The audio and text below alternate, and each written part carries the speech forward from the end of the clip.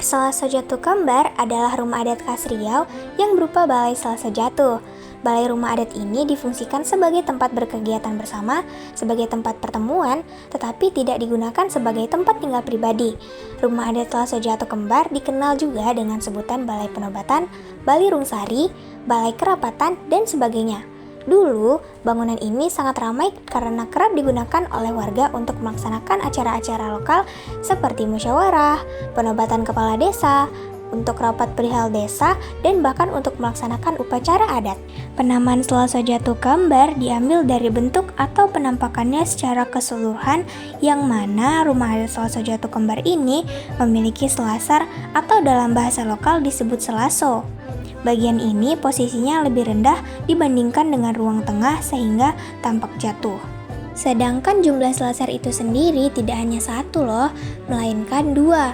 Karena selaso yang jatuh ada dua, maka disebutlah selaso jatuh kembar, mengingat bentuk selasonya pasti sama. Nah, ada juga ukiran simbol alam semesta yang berupa awan larat. Nah, awan larat dibuat dalam bentuk rangkaian motif yang sama dibuat berjajar secara rapi dan berdampingan dan terhubung satu sama lainnya. Corak ini menjadi simbol kemudahan mendapatkan rezeki. Ada juga ukiran yang disebut dengan ukiran pucuk rebung.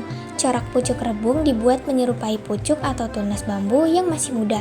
Tunas tersebut tumbuh meruncing di mana memiliki makna tersendiri berdasarkan bentuknya. Nah, berdasarkan bentuknya ada pucuk rebung bertunas yang memiliki makna hilangnya rasa lapar dan dahaga yang menandakan setiap permasalahan selalu ada penyelesaiannya.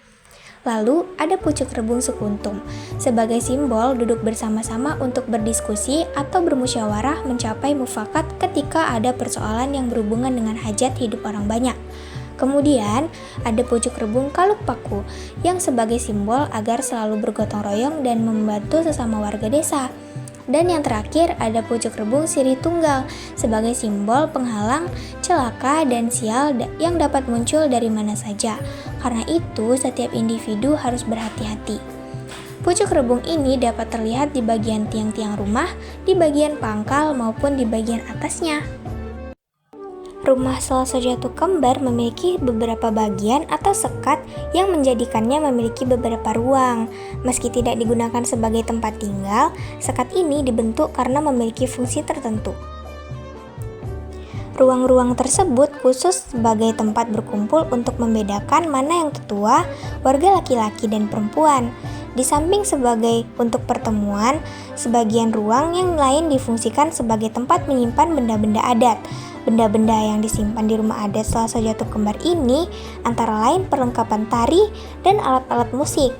Masih ada lagi ruang untuk anjungan, tempat tidur khusus untuk prosesi tertentu, dan ada juga dapur yang dimanfaatkan untuk memasak ketika ada acara di rumah adat Selasa Jatuh Kembar.